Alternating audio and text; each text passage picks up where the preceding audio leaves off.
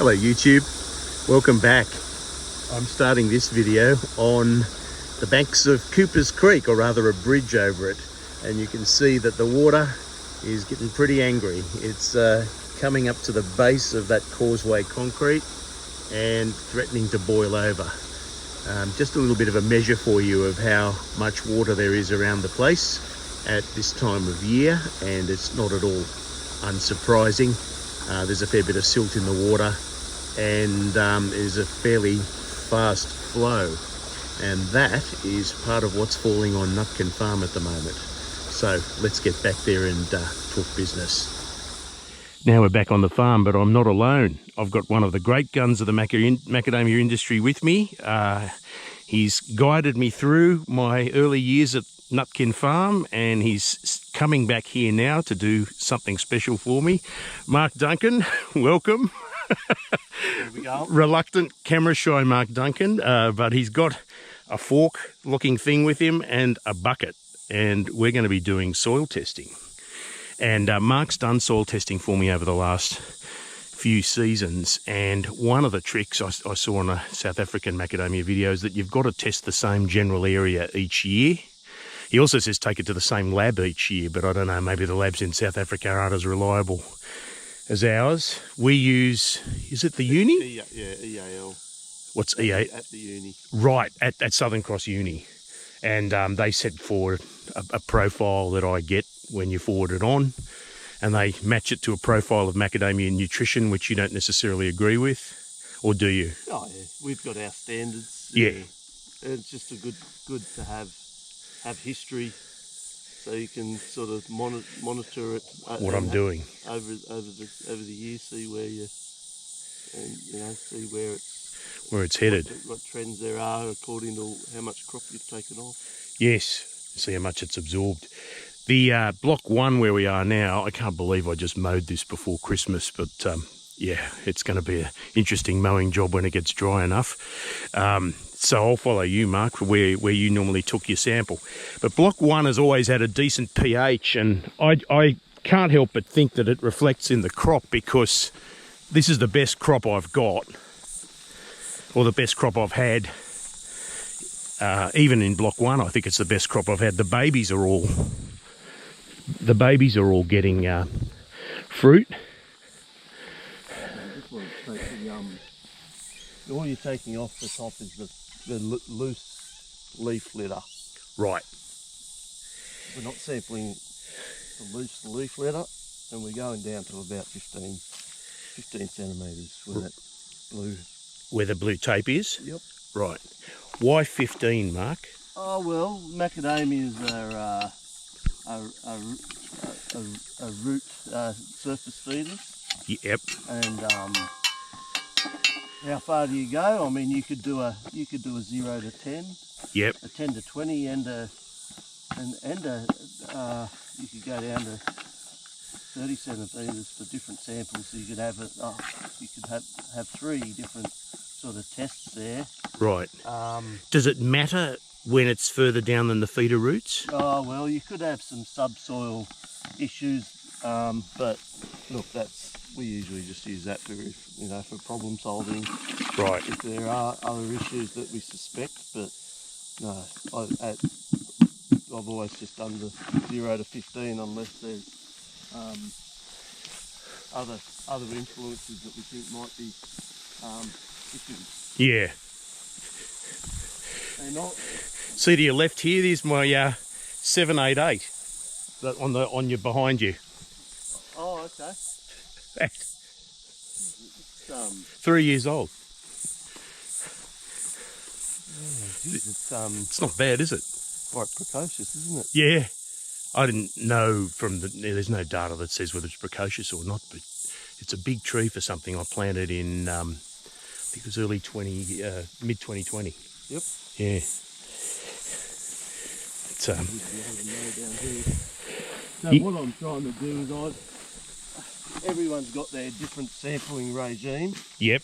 I'm doing it from within the anywhere from the drip line to the trunk. Okay. In a random fashion. Okay. So try to get as many different spots from the drip line to the tree line. Yep. On a 45-degree transect.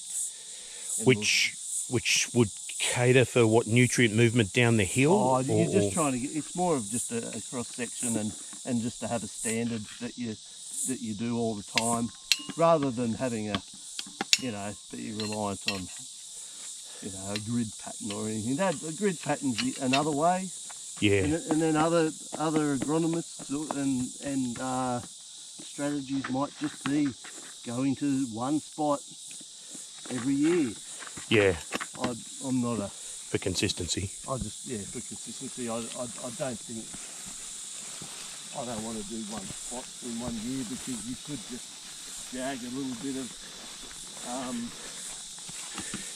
nutrition in that spot. Right, so if a cow pooped on that particular spot, it's going to put your results out. Yeah.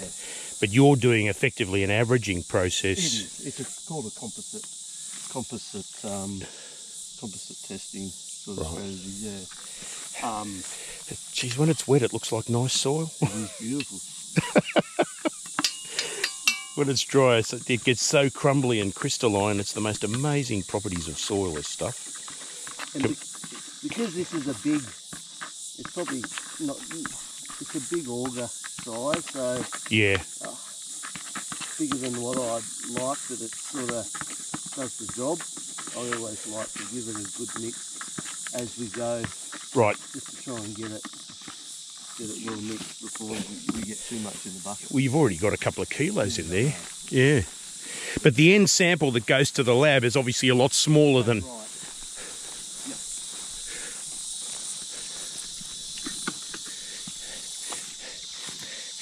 And you're out of regular agronomy now for your macadamia farms, but you're still doing consultancy. Yeah. And I notice you've picked up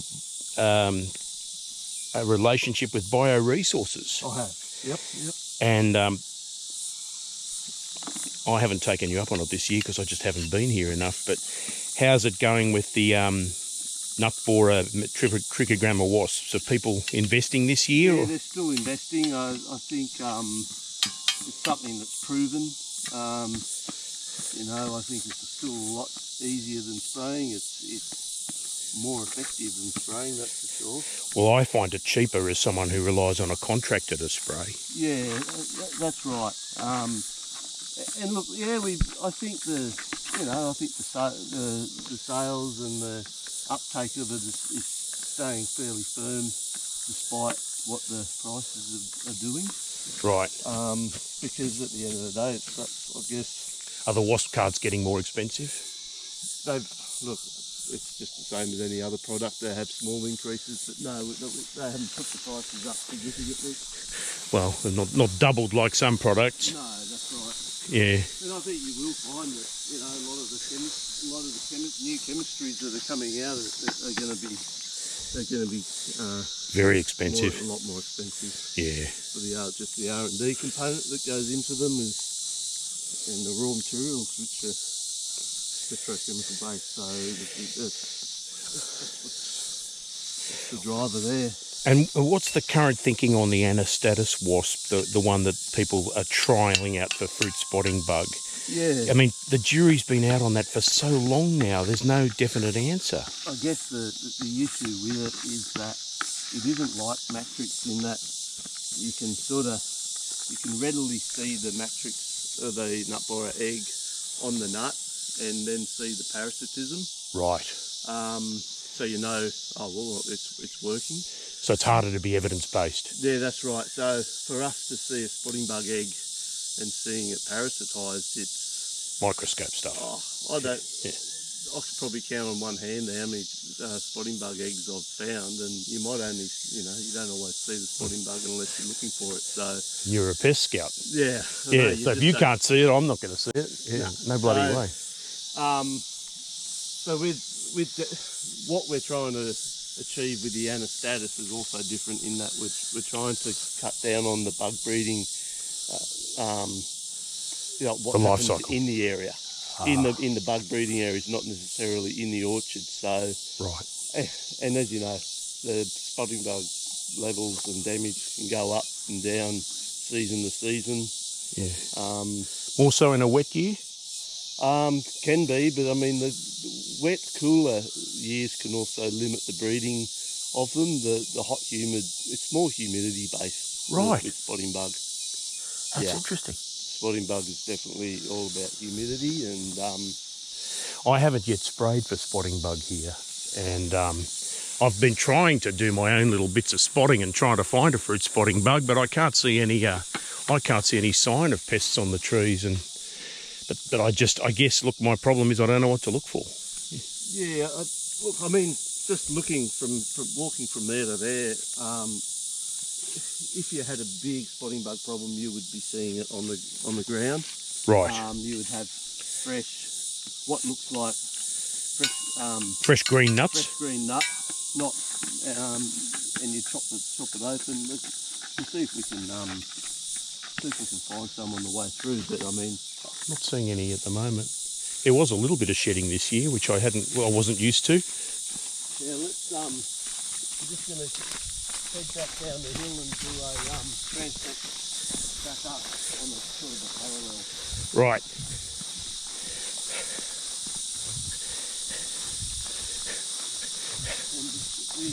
So much grass. I just think that the varieties that you have will allow you to get away with spotting bugs in some ways. We were having that discussion really about, the trend towards these thin husk, thin shelled varieties because it gives you better kernel recovery. I think that's a hiding to nothing personally. I have a problem with that in that once you get too thin, you've got rid of the nut's natural defences.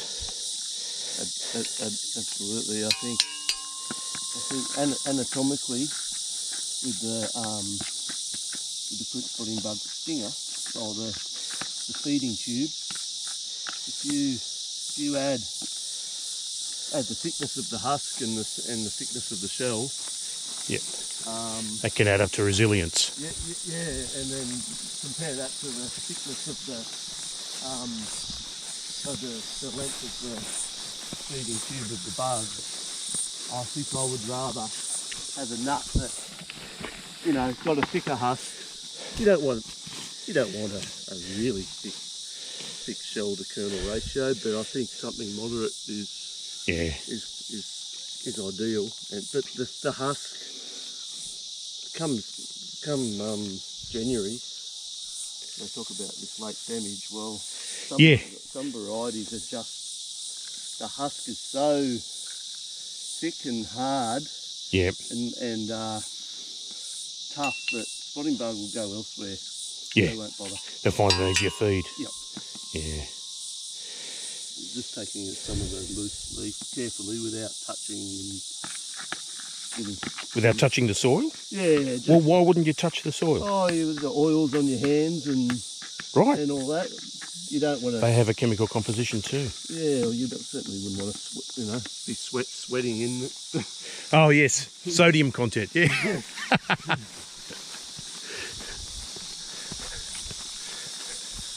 So I mean, you've really collected about almost 4 kilos of soil. It'll need the more you collect, the more careful you need to be in mixing it up. Yes. Properly. So it's uniform. As I said, this auger's probably, it's not ideal. Other people might use a pipe or something like that. A smaller one. Yeah. I suppose the big one's easier to clear. It is. Yeah. All right. And you don't mix it up into a mud or anything like that, do you? No, that's no good. No, the lab will dry it out when they get there. Right.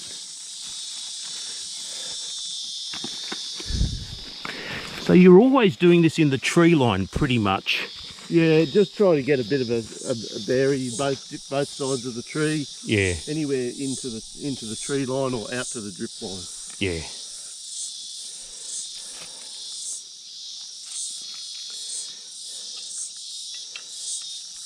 Yeah, excellent.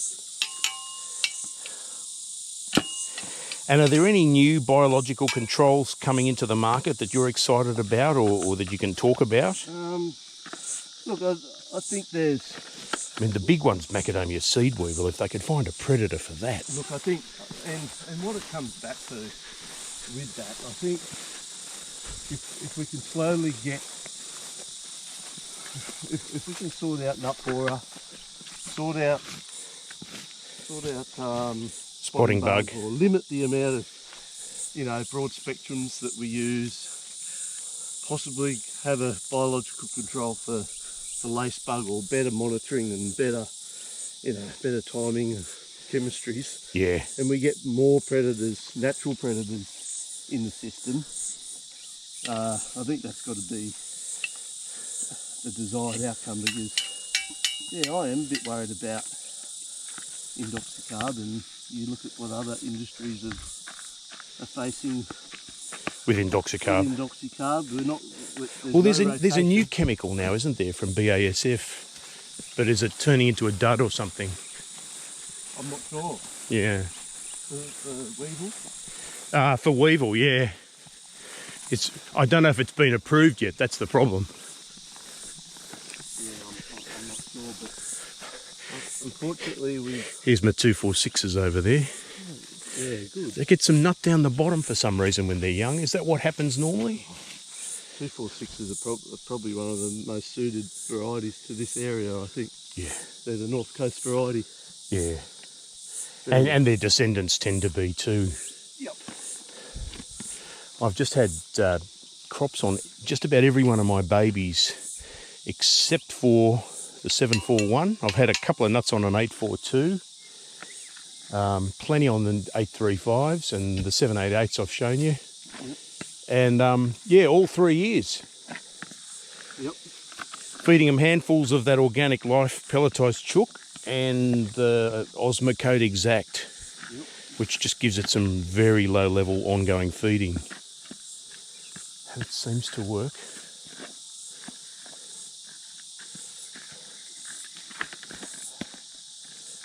Alright, that's a real mix. That should be enough, eh? Yep. Yeah, for block one. Yep.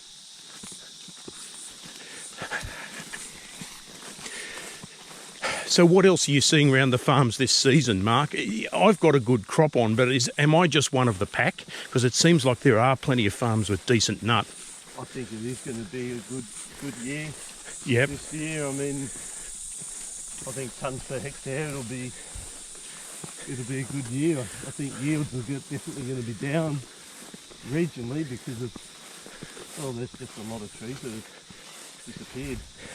There've been a few farms bulldozed. I've noticed one or two down near Newry Bar, and then one or two up at Dorreby as well. Yeah. But I guess you don't know what's going on in Bundaberg. They're having a dry year. Yeah, but they've had a dry start to the season, probably which suited them For flowering. for flowering. And then they irrigate, and then they did get some good falls. Okay. Some storm activity without too much damage. So maybe they'll be all right. I think when I was up there, it looked good. It did look good. You got any? Oh, here's a soil sample bag. Yep. Well, they're not like the samples I give to my GP. Hope not. No. So I'm just going to do a draft.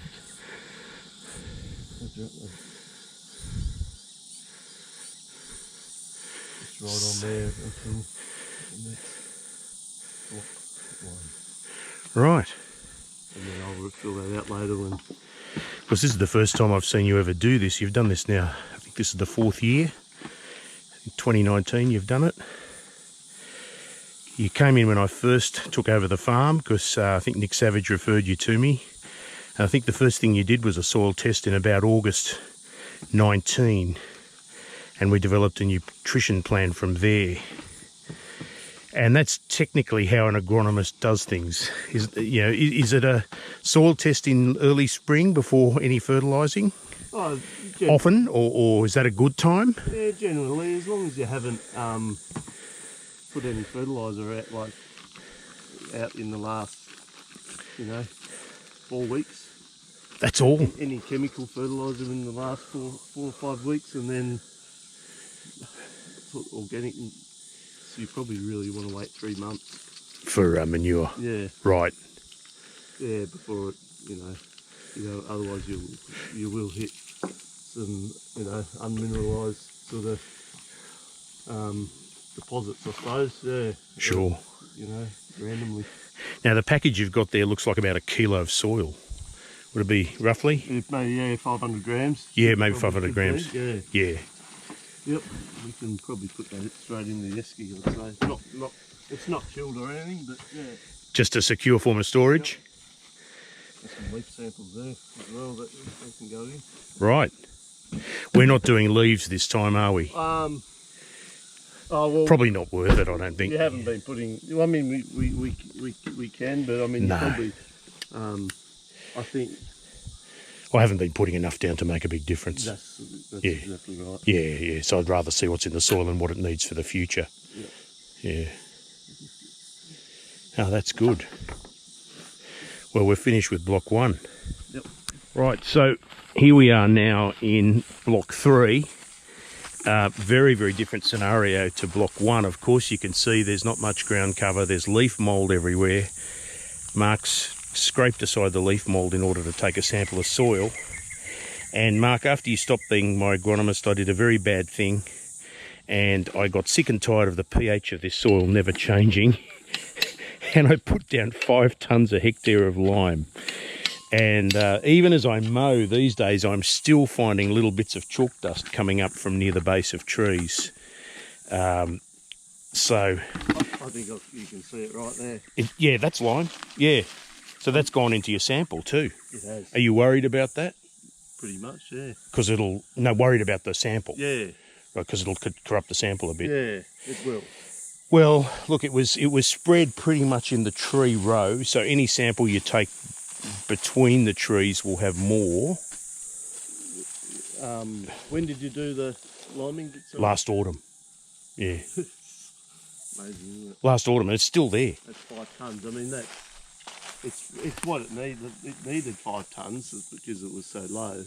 And it's not a bad thing to do, but you prefer it in smaller increments. Yeah, if you get 100 mil of rain in 4 hours, you could lose some. You could lose a fair bit of it. So, yeah. But you probably had some. It's obviously still there. We got gentle rain right after the liming, and about 20 odd mils and 10 mils at a time, and I felt lucky at that moment. Yep. Yep. But I'm still finding lime around the surface of the soil. It's not that great for getting into the soil. In the red soil. Yep. It is particularly hard to get down into the profiles, and I think what you'll find sometimes. Is it because it's clay? Yeah, that's right. The red crasism soil probably it does take time, and what would be actually interesting is we talked about graduated samples. Yeah. Like 0 to 10.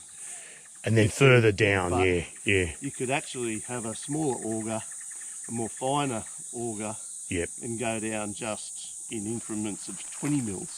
So you could go 0 to 20 mils, 0 to 40. And just see how much it's getting in. How quickly it penetrates down into the profile. Yeah. We can't incorporate the lime into the soil, unfortunately, in tree crops. Well, I mean, if you read the ads for calcipril and whatever that other product is, I forget its name. Calcipril's the one made in Australia. They say it gets into the soil better because it is a prill and it's super, super fine lime in that prill. Yep. But it's an advertisement thing I'm reading. I don't think it's some independent study. It's a good way to get the pH. Improve the pH in that root zone and improve the efficiency of your fertiliser potentially. Yeah. That's the way I see it.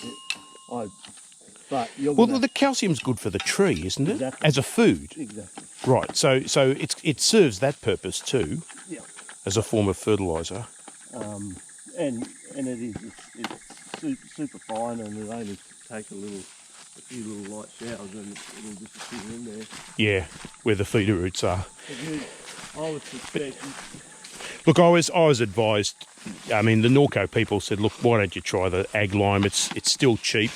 It actually was still cheap, and I was inclined to get Prills, but we tried Prills a few years running, and the pH wasn't moving.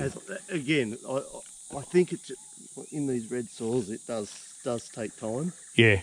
Well, I've also heard anecdotes of you lime it and you lime it and you lime it and nothing changes in the soil samples, and then all of a sudden the soil sample will come back 1 year and you've shifted it half a digit. I see it all the time. You see it all, really? Yeah. So I won't lose faith. I'm clearly doing something. 5 tonnes a hectare must have done something. Yeah, and it should show up in this sample. You won't be. Yeah, it will turn up in this sample this time. And unfortunately, it's obviously it won't give you.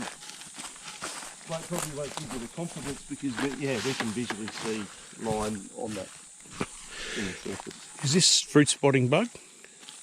I don't think so. So we just want to section it. It looks like a nice fresh nut. Yeah, like you were talking about before. Oh, you can still get through the hut. That'll be straight up. I can tell that that's spotting bug. It's right. Probably older damage. Yep. Then you got to carefully.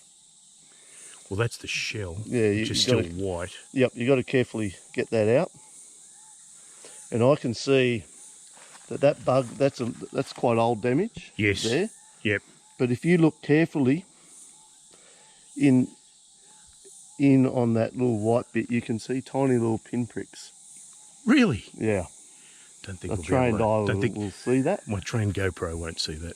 We'll turn it. Have a look. But no, that's okay. But that's where and this is what the researchers have found, is that the bug will come back to old damaged nut that's been in the tree.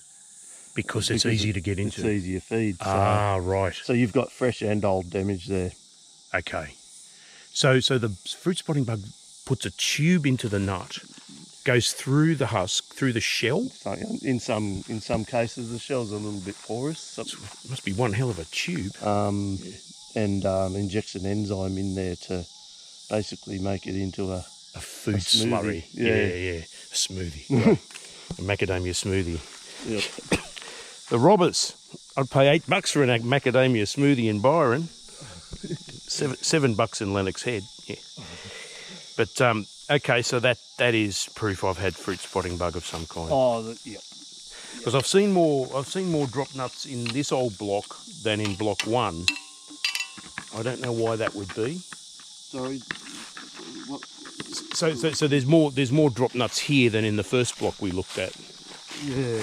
Is it because the trees are bigger, or? Yeah, and I think that the Yeah, here's some other. Yeah. It's probably not it's not a habitat for bugs until the bugs will be in there, but this is the perfect habitat where the canopy's closed over like a highway. Right. For breeding. So they can go tree to tree. Yeah. Much more easily. Yeah. Right. So this is another fallen nut, but I don't see as much damage here. No, it's probably just anthracnose or some other. Looks like there could be some anthracnose there that's made the tree fall off. Made it fall off the tree. Anything you can do about that? Oh, back in the day, we thought you could control it with copper spray, but in reality, I think the copper spray would only last a week, and you would have to keep reapplying it. It doesn't seem not in this current environment. We don't want to pay that. And I don't think copper's that good for your soil in any case, unless it's, unless it's in deficiency. Yeah, that's right. And it's easy to see copper deficiency because the leaves curl up, don't they? Or they? That's right. They sort of got that binding sort of. There's no strength to them. Right.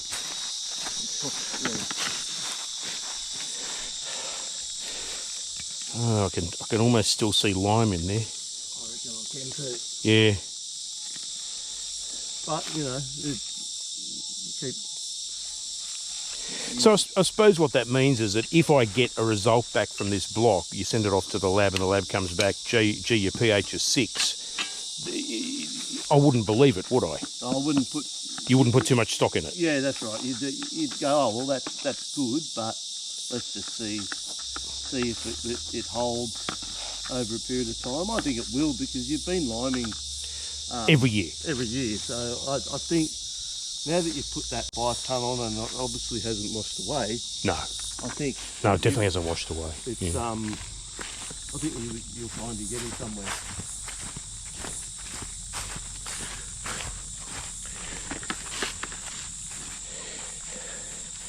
And what are the farmers telling you about the prices they're expecting to get this year? Still doom and gloom, or are people looking up? I think they're looking up. I think everyone knows that it needs to be above, it needs to be $3 or above, or people are just going to go backwards. Yeah. Well, I didn't pick up last year. I didn't give my nuts to a processor last year. Well, They just didn't get enough crop anyway. And that's A whole bunch of others did it as well. I think it's a good call, and I think it sends the right message sends a bit of a message to the processors as well, in that, well, it's not practical, it's not economical for me to pick up, so if you want me to keep farming, we need a decent price. It was interesting how the AMS handled the issue, because they had that Mac Group forum up in Queensland, and they had that maverick agronomist, Searle, I think his name is? Yep, Chris. Yep. Chris Searle, who basically said to the crowd, unless you're getting 1.5 to 2 tonnes a hectare, you're just going to be widening your losses. Don't pick it up. And the AMS Journal published a summary of all this advice, but somehow that particular bit of advice was missing. There was no advice in there at all to farmers saying, make a decision about whether or not you pick up your crop. It was always pick up your crop. And maybe it's interesting. I mean, they were looking at the benefits of mulching the crop into the ground. Exactly. Did you ever get the answer to that? That was what I was getting at, Mike. I think if you did yes, it's still an orchard operation that you need to do, but there is nutritional value in that nut.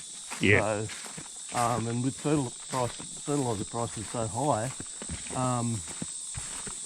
that if you did a quick calculation, maybe you work out that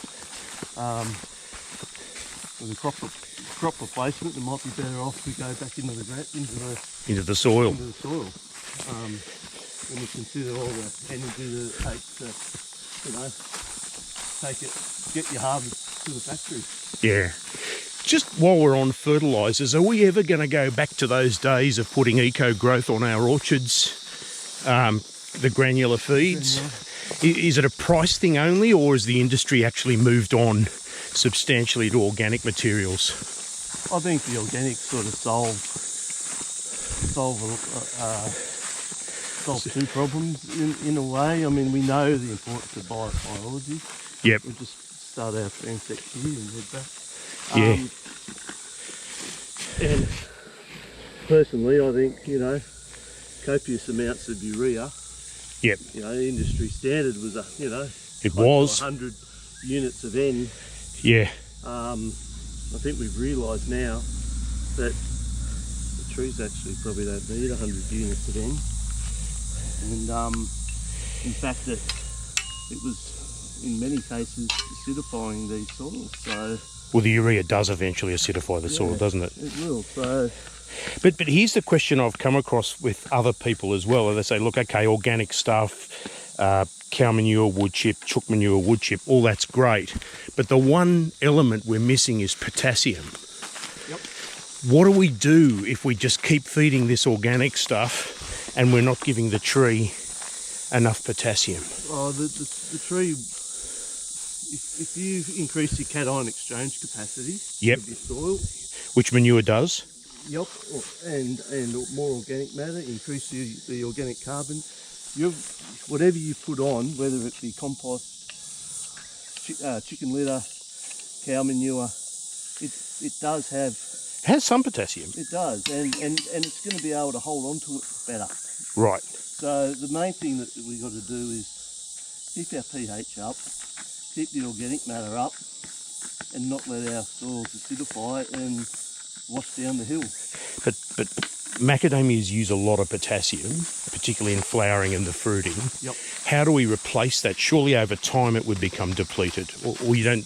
You think the manure has enough with the CEC? It's all about monitoring. I think sulfate. You could go through and just do a Sulfate of potash. Sulfate of potash by itself, or you might find some other. Well, that was suggested to me as potentially a late spring application. Yep, whenever you... Or whenever it's actually needed. Yeah, whenever you're going to get that enough rain to sort of get it in there, or you want to make sure you've got enough in there before the start of the flowering as well. So right. Not mining the soil of it as well. So it's not bad as a winter feed then, or even a late autumn feed. That's right. Yeah. I think so, and you'll find a lot of agronomists wanting to put it on this time of year too, to make sure that there's enough there to finish the crop, especially if you've got a big crop load. Interesting. So we'll see what this result comes back and says, and I'll probably do a video about the results when they come in. Does sulfate of potash leach?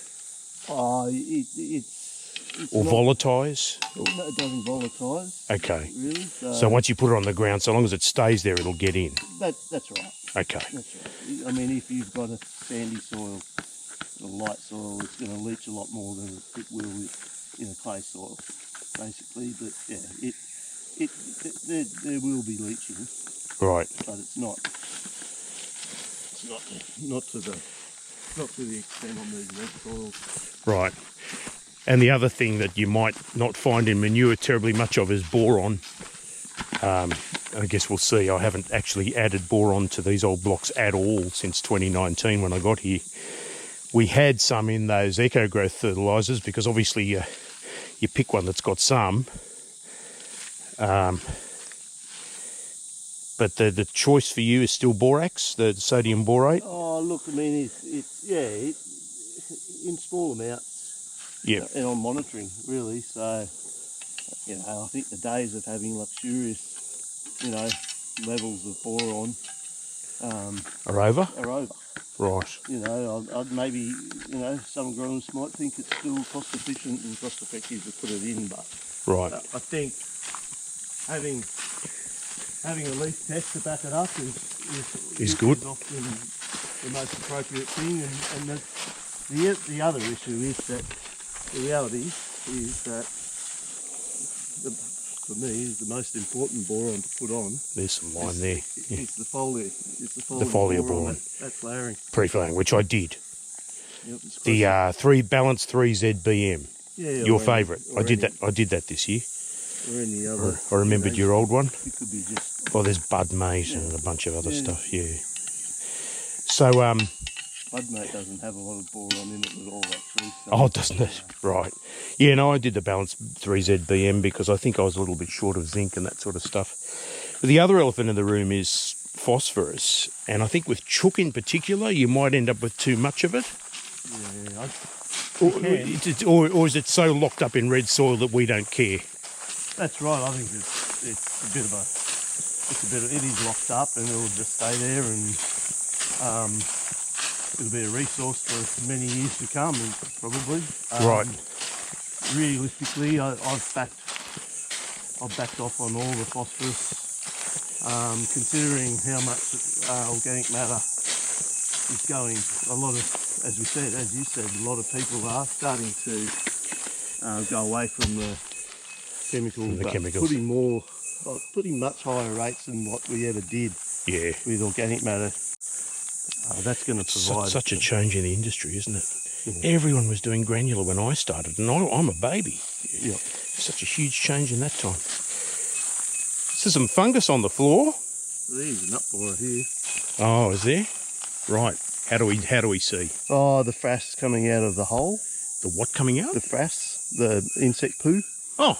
And there's the hole. So it's a dead giveaway. Right. I can't see the egg on there, but it's probably broken down. We section it. Will the nut borer be inside this nut? I reckon it will be. Little bugger. Yep, there he is. The grub? He's just inside the husk there. Oh my goodness. I think our viewers are going to need a big screen to see him. Oh, he's alive. Yeah. That's a nut borer. Yep, that's probably what bugger. I would say a mid-stage, small to mid, early to mid-stage. So maybe was laid 2 to 3 weeks ago. Wow. So he will become a moth in maybe another 3 to 4 weeks. Right. And then out there trying to mate and lay more eggs. Can they still get into nuts after this point? Not. Oh yeah, they can. Up until this point, but the main thing is if it gets in to the husk, Yeah. it'll just drop it immature. Right.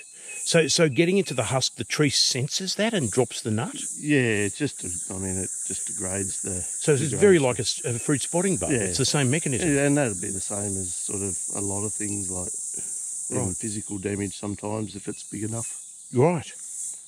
Intelligent tree if it can sense what's going on in the nut. Yeah. You got the anthracnose there. Was that another nut borer there? Ooh, maybe. Yeah. Looks rotten for some reason.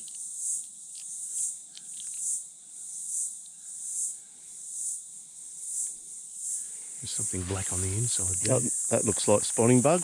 Yep. Right, so where it's been pierced, it goes brown all around it because it's put its acid in there. Yeah, look at the... Geez, you came here to do soil sampling, not a pest scout. So you can You're see... reverting to form, Mark. Yep. Yeah. Can't help You can yourself. see the spotting bug there. Yeah. And, oh, boy. yep, it's even that. That sort of stung it as it was starting to Mature. harden. So I'm getting a few of these. It's a question, I suppose, of how much is left in the tree. I can't see what level of crop I've got on. I don't know if you've got better eyes it's than hard. me. It's really hard. Very hard with these old trees. It's easy in block one. 3, 4, 4s, they'll all be up the top or on the side. Driving in, you could see... There's some on the side. Yeah, there's a fair crop on the side. And you'd sort of say, oh, well, that's what it's going to be like in the top. Would you? Would you say that's an indicator? Yeah, it is definitely an indicator. But the thing is of how much top do you have? Well, not heaps. No. And they're not the world's biggest nuts either. No, but Yeah. yeah. Yeah, it's definitely better than last year where they just took a holiday, and the year before that wasn't much different. When I returned it to normal agriculture and we doped the trees up on eco growth early in the spring, and we sprayed for the first time since 2012 or something, and the previous owner stopped spraying, the trees had this massive reaction and gave me the biggest crop. But it must have exhausted them so much that they took a big holiday. At one point I was scared we were underfeeding them, but the soil test results seemed okay on the basic nutrients. So the tree just did what it wanted to do. That's right. So again, it's a mixing thing. Still good soil. It is. Once you get under the leaf litter, it's kind of the same stuff. And that's going to make a very interesting sample with the lime that's probably mixed itself in there. Yeah, and that was, you're talking, nearly 9 months, I guess. Yeah, yeah. Yeah, it blew around, it didn't wash away, and as I mowed, you'd see some occasional white dust flying up, and you think, oh gosh, there's the lime. There it is. So there is block 3. Okay, now we're doing block 6, and we're in amongst our A16s, so right above Mark's head is a bit of a Christmas tree with lots of A16 baubles on it. It's having an okay year, Mark, the A16. Had a bit of an off year last year, but there's plenty of crop on this one. And up the hill is the real difference, because what you think of the 660s are having a great year. Yeah. Now we limed this one as well. It did have a slightly better pH than the old blocks, but not much in it. And just the trees seem a lot happier. They do. Some big nuts.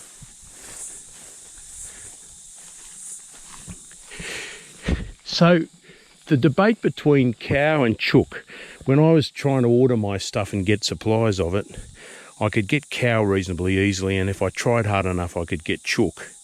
And I got two bits of advice from you and another agronomist at Norco. You said you'd go for chook every time. He said he'd go for cow, but he knew that I was only going to do one really big feed for the year, and he said cow's a bit slower release. Why chook then?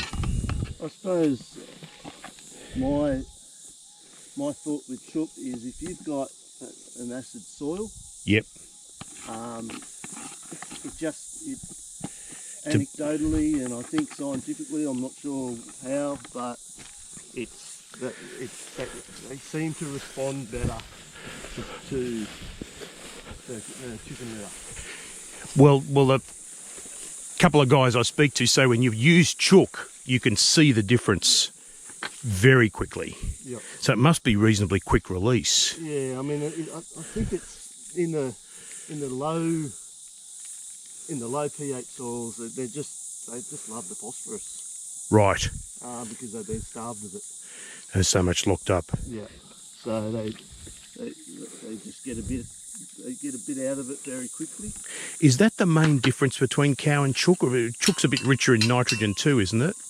Oh, it depends on it. They're going to vary a lot, but Yeah. I think I guess if there was a benefit of the cow manure, it would be it is higher in the potassium. Right. So well, that's handy for me because I'm not using anything granular. yeah, so that's handy. But I mean, at the same time, you're not. I think there's not a lot of. It just comes back to soils. Yeah. The soil test. Yeah. How much you need. So you're pairing the manure to the particular soil. Yeah. Rather than adopting a philosophy as such. Yeah, and then obviously the leaf test would be good coming into the spring. Probably I'd probably try and do a leaf test as well. August. Yeah. Yeah. Once that winter flush is hardened up, though. Do you ever do a leaf test without a corresponding soil test? Or do you there's no reason to do a leaf test on its own? Yeah, no, just to revise the program. Right. Basically, to see you might have already done the program up, and you want to know whether you sort of might suspect that. Oh, look, you might say, I don't think the trees need it, or Yeah. I think the trees do need it, so let's just see for sure. Yep. And it's not for sure, but it gives you a bit more information. Right. Now here are these things that we think are the 660s. What do you reckon? Yeah, I think they are. Yeah. This is decent. I mean, it's a fair crop load. They just look. The leaf looks like a 660, and it also looks like a 741. But I think the trees themselves, the way they're growing, looks more like a 660. They just, I don't know. But do you think it's having a decent year for a 660? Yeah. So there's nothing. Okay. Yep. Yeah. So we're going to have a look and see what the soil tests say, and because whatever it is that's in the soil, it's liking. And then it's a matter of how do we keep it going, I suppose. You're the worm. Nice. Yeah. I don't get enough worms. They seem to come up for manure. Well, you haven't. Yeah. It's funny. I had to replace a baby that I'd planted with a whole lot of pelletized chook in the hole. So I dug it up to put the new baby in, and there were worms everywhere. It's funny how they'll find their way to organic matter.